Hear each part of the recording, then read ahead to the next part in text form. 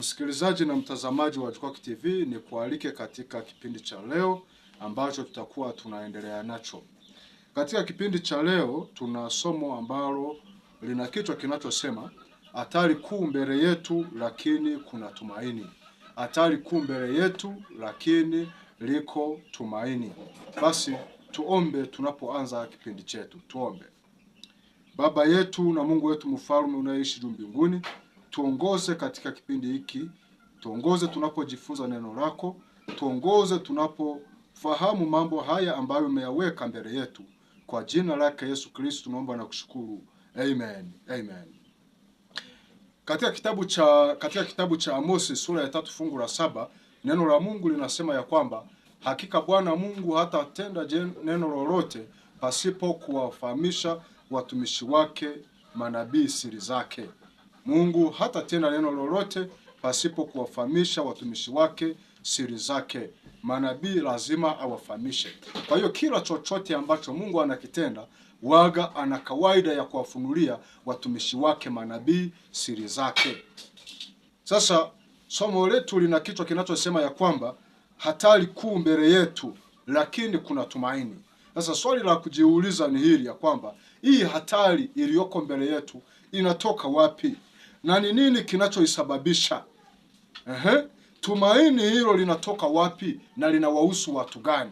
Kwa sababu somo linasema hatari kuu mbele yetu lakini liko tumaini. Liko tumaini.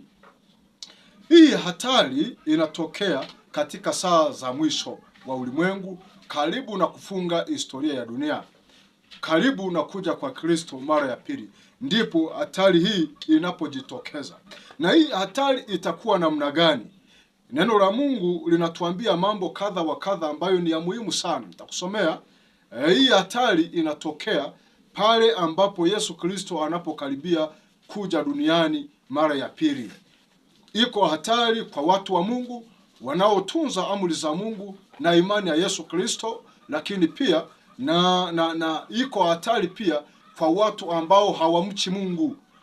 Kwa watu ambao wanamcha Mungu, hatari yao inatokana na mataifa ambayo wameungana kwa pamoja kuwatesa watu wa Mungu. Hiyo ndiyo hatari ambayo itakuwepo.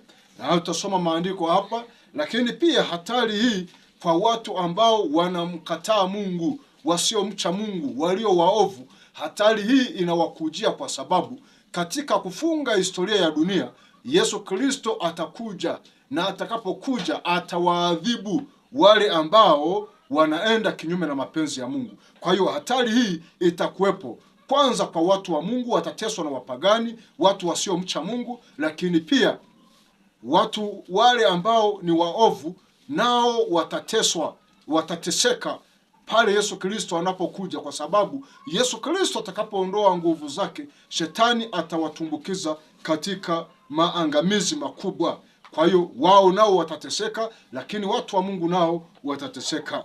Sasa kinachosababisha mambo hayo yawepo ni kwa sababu watu wanaenda kinyume na mapenzi ya Mungu. Kama watu wasingeenda kinyume na mapenzi ya Mungu, basi wasingejiweka kuwatesa watu wa Mungu, lakini vivyo hivyo hata watu wa Mungu wangeshangilia kuja kwa Yesu Kristo pasipokuwa na maumivu yoyote. Lakini sasa tumaini linatoka wapi? Tumaini ni kwa watu wa Mungu, wale ambao Yesu Kristo atakapokuta katika hali ya mateso, hali ya changamoto, hali ya taabu. Yesu atakapokuja, watu hao watakuwa na tumaini. Kwa hiyo neno linasema, kichwa cha leo kinasema hatari kuu mbele yetu lakini kuna tumaini. Lakini kuna tumaini. Danieli sura ya 12 ile aya ya kwanza, neno la Mungu linasema kama ifuatavyo. Anasema, wakati huo Mikaeli atasimama, jemedari mkuu asimamaye upande wa watu wako, na kutakuwa na wakati wa taabu. Mfano wake haukuwapo tangu lilipoanza kuwapo taifa, hata wakati huo. Na wakati huo watu wako wataokolewa. Nasema kutakuwepo na taabu, lakini pia watu wako wataokolewa. Watu wako nani? Danieli anaambiwa watu wako, wale ambao wanaishi sawasawa na mapenzi ya Mungu. Watu wa Mungu wataokolewa Ndio maana nimesema kutakuwa na tumaini. Watu wako wataokolewa. Kila mtu atakayeonekana ameandikwa katika kitabu kile ataokolewa. Yule atakayeokolewa ni yule atakayekuwa jina lake limeandikwa katika kitabu cha nini? Kitabu cha uzima. Huyo ndiye atakayeokolewa. Ndiye atakayeokolewa. Sasa ukiangalia utaona neno linavyozungumza.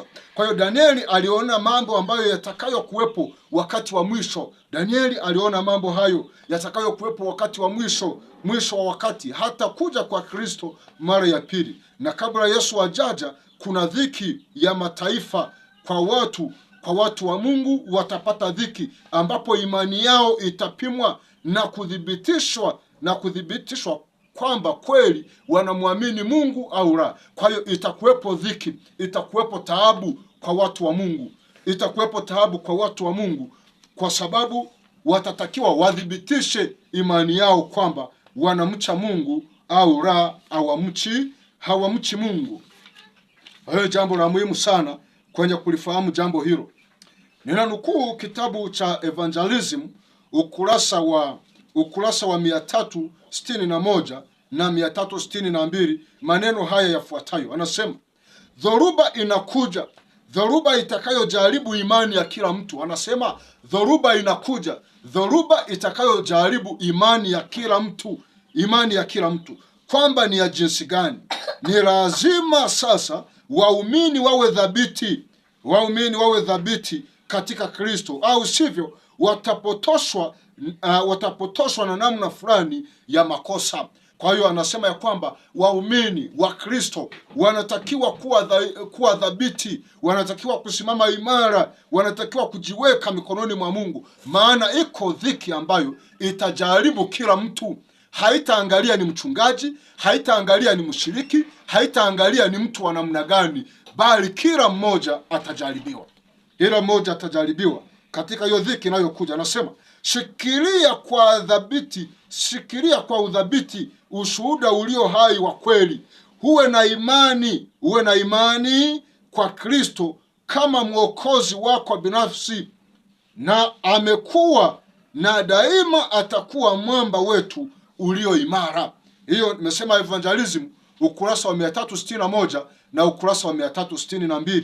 Na anachokisema ya kwamba imani ya kila mmoja itajaribiwa. Sio kwamba ni ya mchungaji, sio kwamba ni ya mshiriki, sio kwamba ni ya nani. Imani ya kila mmoja itafanya nini? Itajaribiwa. Kila mmoja wetu atajaribiwa katika hiyo tufani inayokuja. Maana mataifa wapagani watatujaribu kwa viboko, watatujaribu kwa fimbo, watatujaribu kwa mapanga, watatujaribu kwa bunduki. Kwa hiyo kila imani itapimwa kwamba imani hiyo imesimama katika upande gani.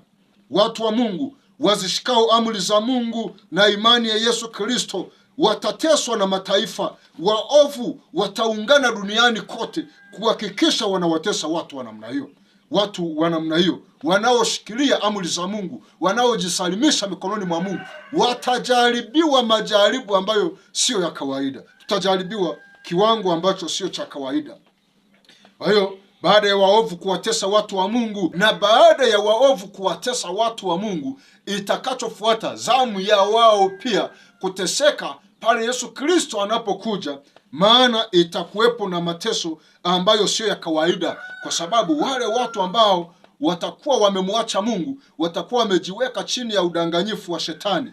Na kwa sababu wamejiweka chini ya udanganyifu wa Shetani, liko onyo ambalo linatolewa kwao namna gani? Kuwatangazia ya kwamba ikiwa wataendelea kufanya hivyo, liko jambo kubwa litakalowapata. Kwenye kitabu cha Ufunuo ile sura ya 14 fungu la 9 na fungu la 10 linasema kama ifuatavyo. Fungu la 9 na fungu la 10 linasema kama ifuatavyo. Sikia anavyosema. Na mwingine malaika watatu akawafuata akisema kwa sauti kuu, mtu awaye yote akimsujudu huyo mnyama na sanamu yake na kuipokea chapa katika kipaji cha uso wake au katika mkono wake, yeye naye atakunywa katika mvinyo ya ghadhabu ya Mungu iliyotengenezwa pasipo kuchanganywa na maji, katika kikombe cha hasira katika kikombe cha hasira yake, naye atateswa na moto na kiberiti mbele ya malaika watakatifu na mbele za mwana kondoo. Anasema atakayeonekana ameshika, atakayeonekana anamsujudia mnyama na sanamu yake. Yani kwa lugha nyingine, napozungumzia mnyama na sanamu yake, hii mnyama na sanamu yake anayozungumzia ni wale ambao wanaenda kinyume na mapenzi ya Mungu. Kwenye vipindi vilivyotangulia niliwahi kuzungumzia habari ya Sabato, ya siku ya saba, alafu nikazungumzia na Jumapili ambayo ni siku ya kwanza ya juma. Anasema kwamba wa ulimwengu watakapokuwa wameungana kwenda kinyume na amri za Mungu, ikiwemo amri ya saba, anasema ya kwamba hao watakaokuwa namna hiyo, ingawa watawatesa watu wa Mungu, watawatenda jeuri watu wa Mungu, kwa mujibu wa kitabu cha Ufunuo sura ya 13, ile sura ya 13 kuanzia aya ya kwanza hadi aya ya 10, kuanzia aya ya 11 hadi aya ya 16, utaona ya kwamba watawatesa watu wa Mungu, wataungana na joka, wataungana na mnyama, wataungana wote kwa pamoja ili kuwatesa watu. Maana yake mataifa yote wataungana. Ipo kipindi ambacho kinakuja mbele ambacho kinazungumzia muungano wa makanisa. Nitaelezea kwa upana zaidi. Ukipata hiyo pia itakusaidia. Kwa hiyo anasema ya kwamba watakapoungana kuwatesa watu wa Mungu, watawatesa watu wa Mungu, lakini zamu yao ya mateso pia itakuja. Kwa nini? Kwa sababu anasema ya kwamba hao watateswa, watakutana na hasira ya Mungu. Kwa hiyo kwao nao itakuwa ni dhiki, itakuwa ni taabu ambayo pia haitakuwa imewahi kuwepo tangu ulimwengu kuwako. Ndicho ambacho anakizungumzia katika mazingira hayo.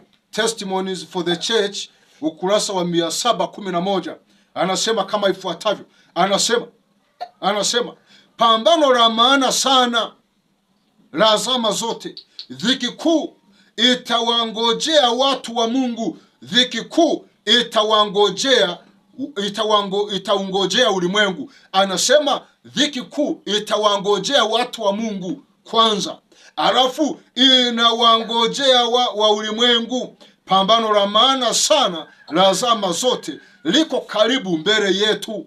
Hilo ni pambano liko mbele yetu. Litaanza kwa watu wa Mungu, lakini mwisho litaenda kwa ajili ya kuendi nguvu za uovu, yaani kuhitimisha nguvu za uovu. Nini kifanyike ili wakati wa kuogofya unapofika kwako wewe nawe uwe na tumaini? Nini kifanyike? Testimonies for the Church, gombo la 8, ukurasa wa 28, anasema mambo yafuatayo. Anasema kama ifuatavyo. Anasema sisi tunaoijua kweli tungekuwa tunajitayarisha kwa kile kilicho karibu sana kupata ulimwengu, kama uangamivu wa kushutukiza. Anasema wewe na mimi ambao tunayajua haya, ambao tunayasikia haya, anasema ya kwamba tunatakiwa kujiandaa, maana jambo la kushutukiza linaujia ulimwengu. Patrick's and Kings, ukurasa wa 622, anasema mambo yafuatayo. Wakristo wanapaswa kuwa wanajiandaa kwa kile kinachoupata ulimwengu huu hivi karibuni kama uangamivu wa kushutukiza, na maandalizi hayo yanapaswa kufanyika kwa njia ya kujifunza neno la Mungu kwa bidii na kujitahidi kufanya maisha yao yapatane na maagizo yake. Mungu anatoa wito wa kuwepo kwa uamsho na matengenezo.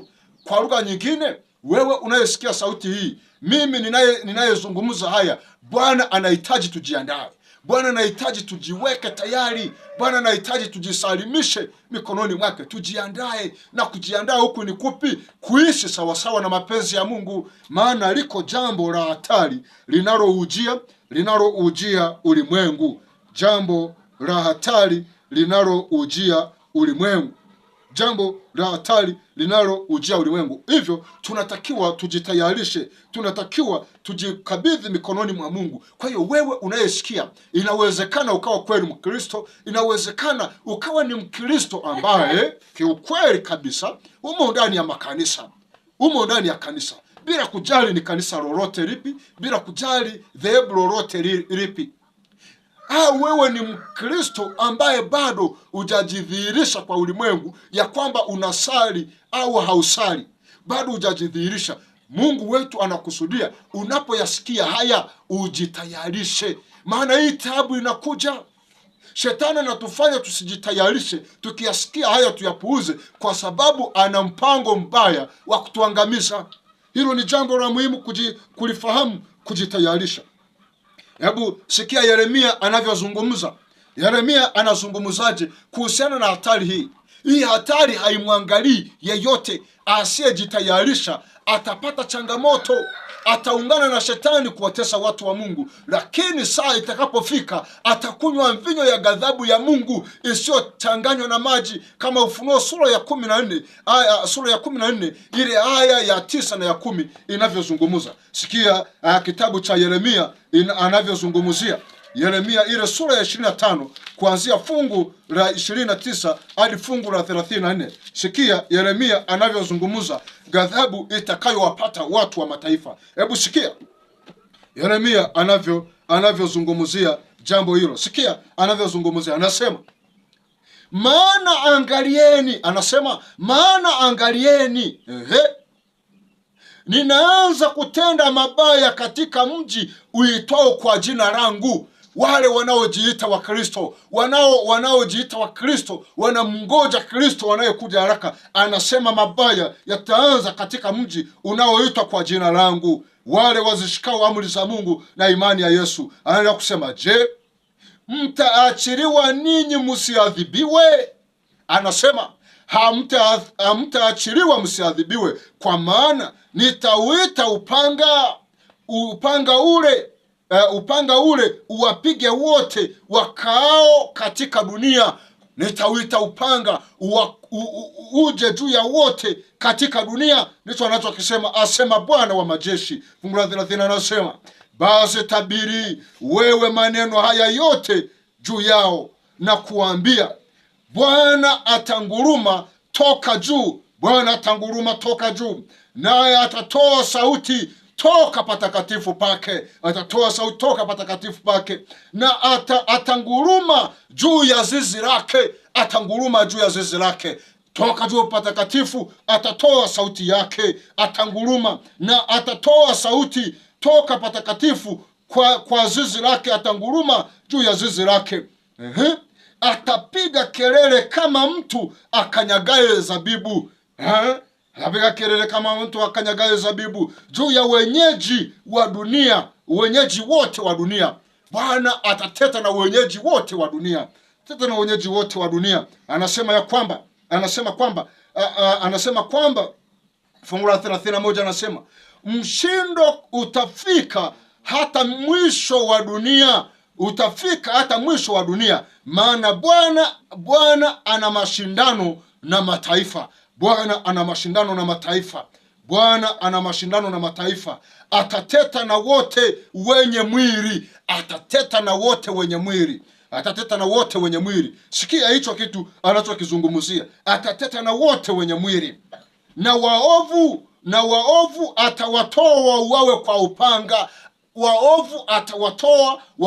upanga. Asema Bwana. Asema nani?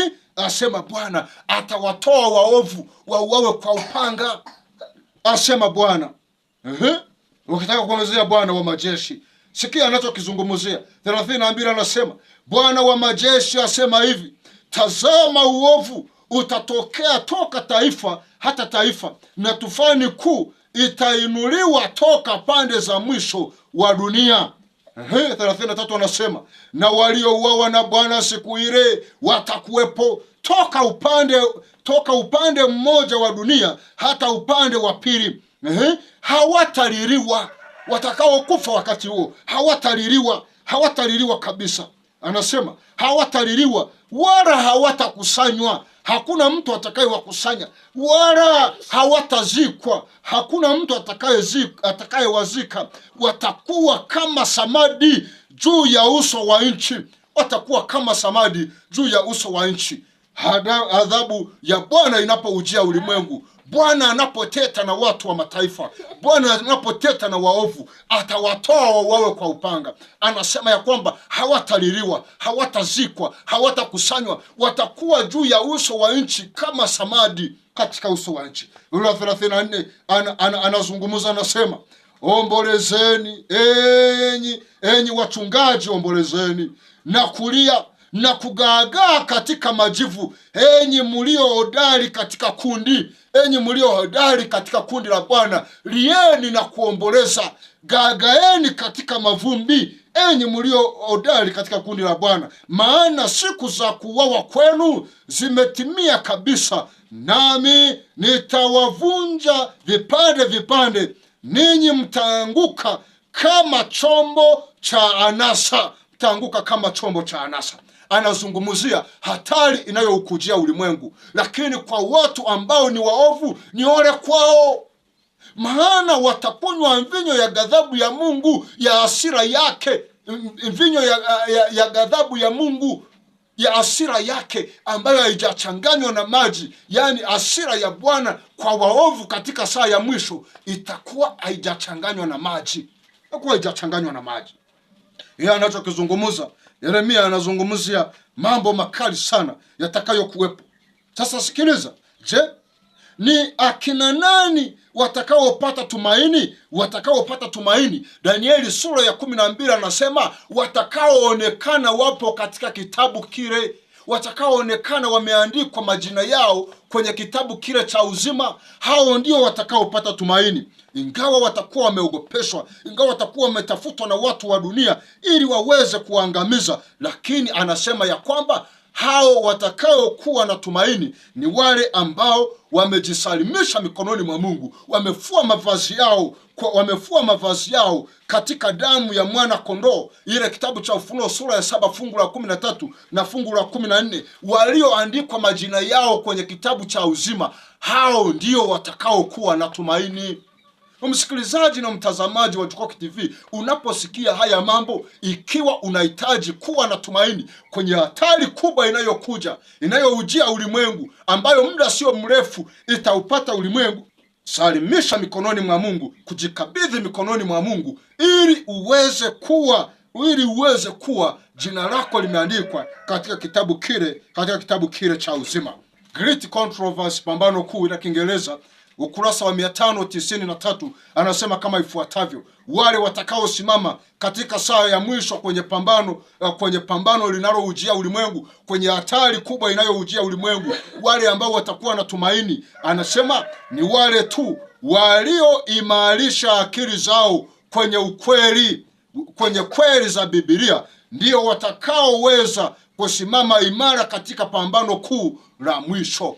Kwa lugha nyingine, nazungumzia watakaokuwa wameandikwa katika kitabu cha uzima. Kwa lugha nyingine, watakaokuwa wamefua mavazi yao kwa damu ya mwana kondoo. Kwa lugha nyingine, watakaokuwa wameimarisha akili zao katika kweli ya neno la Mungu. Wale watakaoishi sawa sawa na neno la Mungu, imeandikwa aje katika neno la Mungu, hao ndio watakaosimama, watakaokuwa wamesimama na injili ya kweli, sio injili ya uongo, watakaosimama na neno la kweli la Mungu na ukweli wa neno la Mungu, hao ndio watakaosimama. Sasa tujiulize ya kwamba hali itakuweje? Ninazungumzia kwa ufupi, lakini ninao mpango wa kuzungumzia kwa upana zaidi, ili ya kwamba mtazamaji na msikilizaji uweze kuelewa. Nitakapokuwa nazungumzia mapigo 7 ya mwisho wa wakati kuelekea kufunga historia ya dunia. Sasa hali itakuweje? Wewe kwa muda utakaokuwa unaweza kuupata, utasoma kwenye kitabu cha Ufunuo ile sura ya 16, hali itakavyokuwa kwa wale watakaokuwa hawana tumaini kwa Mungu, wale watakaokuwa wameshikamana na injili ya uongo, wameenda kinyume na mapenzi ya Mungu, wameishi sawasawa na mapenzi ya dunia na amri za wanadamu, wameshikilia sanamu, wana sanamu ya mnyama au alama ya mnyama na sanamu yake, ambao wameishi wakivunja amri za Mungu. Hali itakayokuwa kwao, hiko hatari kuu mbele yetu inakuja, lakini liko tumaini kwa watu wa Mungu. Watu wa Mungu kwao liko tumaini.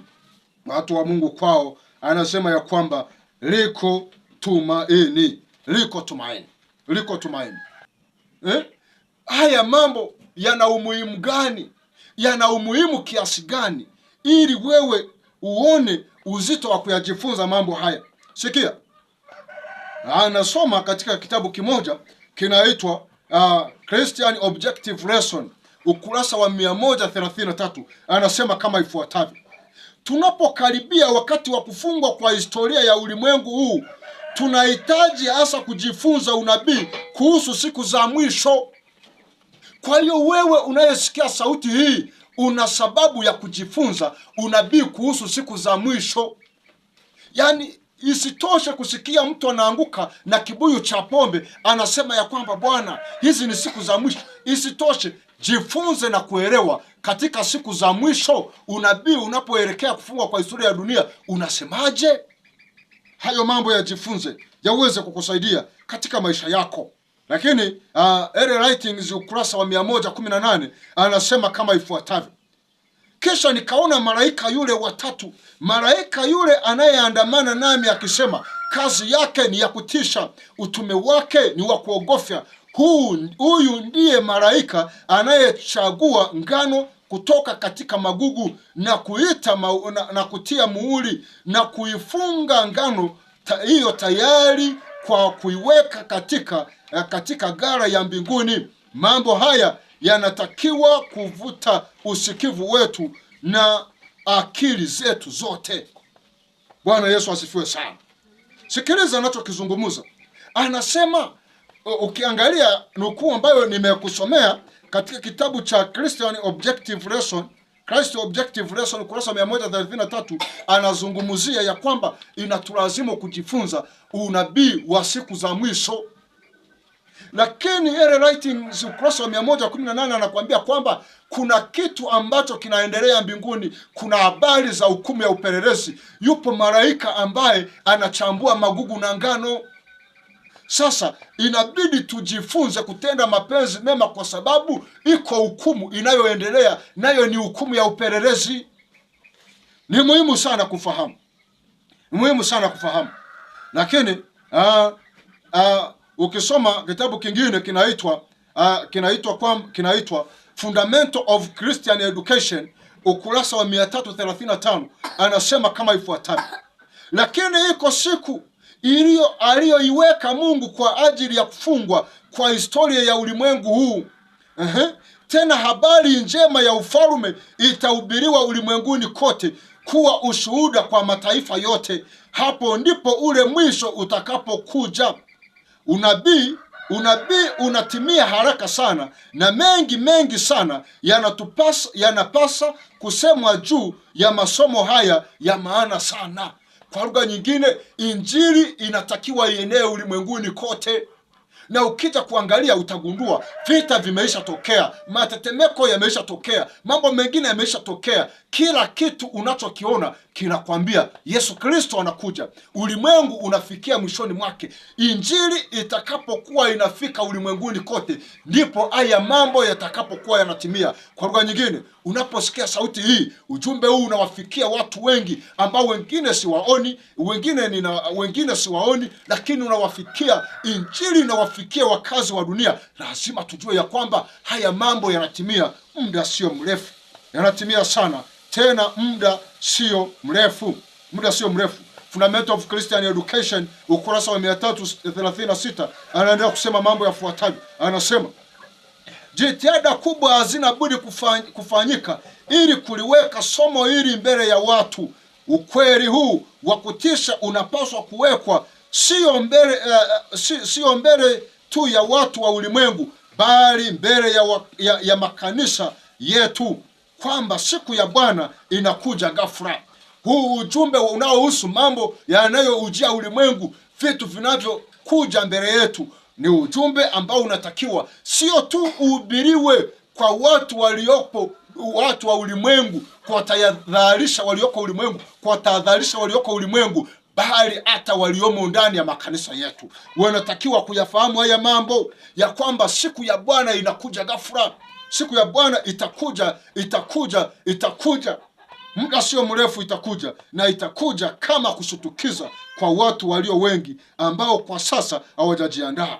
Watu watashtukizwa ghafla bila kutazamia. Onyo la kutisha la unabii huu linaelekezwa kwa kila roho. Ebu na asiwepo hata mmoja anayejisikia kuwa yu salama mbali na hatari ya kushutukizwa. Kila mmoja usijione uko salama. Unasema mimi simwabudu Mungu, niko salama. Unasema mimi nimo ndani ya kanisa, niko salama. Hakuna usalama wowote ule. Hakuna usalama wowote ule. Kila mmoja anatakiwa kujiweka tayari, kuchunguza maandiko, kuangalia unabii unaohusu habari za saa za mwisho. Lazima watu wa Mungu tuweze kuyafahamu haya mambo yaweze kutusaidia. Ebu tafsiri ya mtu mwingine hawaye yeyote ya unabii isikunyang'anye usadikisho wa kuyajua matukio ambayo yanaonyesha kuwa tukio hili kuu linakaribia sana. Fundamental of Christian Education, ukurasa wa 336. Sikiliza msikilizaji na mtazamaji wa Jukwaa TV, maneno haya unapoyasikia yanakuhusu wewe, yananihusu mimi. Tuna sababu ya kujitayarisha, tuna sababu ya kujifunza, kuchunguza neno la Mungu, kuchunguza na kuona, je, ndivyo lilivyo? Usiridhike na mambo wachungaji wanayoyasema, usiridhike na wahubiri wanayoyasema. Ni saa ya kuchunguza neno kuhusu habari za saa za mwisho. Yesu Kristo anakuja, muda sio mrefu. Hatari kuu itaupata ulimwengu, hatari kuu itaupata ulimwengu, na haswa itakayokuwa hatari kubwa zaidi ni ya waovu ambao hawamchi Mungu, hawaishi sawasawa na mapenzi ya Mungu. Itakuwa ni hatari kwao, na wewe unayeyafahamu haya uyahubiri, ni hatari kwako. Mungu atusaidie, Mungu atujalie katika jina la Yesu Kristo, amen, amen. Basi tuombe. Baba yetu na Mungu wetu, mfalme unaishi juu mbinguni, tunakushukuru kwa neno ambalo umetufundisha, tunakushukuru kwa neno ambalo umetuelekeza. Tujalie kuishi kama watu wanaoishi katika siku za mwisho. Tujalie kuishi sawasawa na mapenzi yako. Tujalie maisha yetu yakawe ni maisha ya kukupendeza, na majina yetu yakadumu kuwepo katika kitabu chako cha uzima, maana tumegundua hao ndio watakaopata tumaini. Katika jina la Yesu Kristo naomba na kushukuru, amen. Mkoa kwa mkoa, taifa kwa taifa, bara kwa bara, na Jukwaa TV, mwanga wa Injili.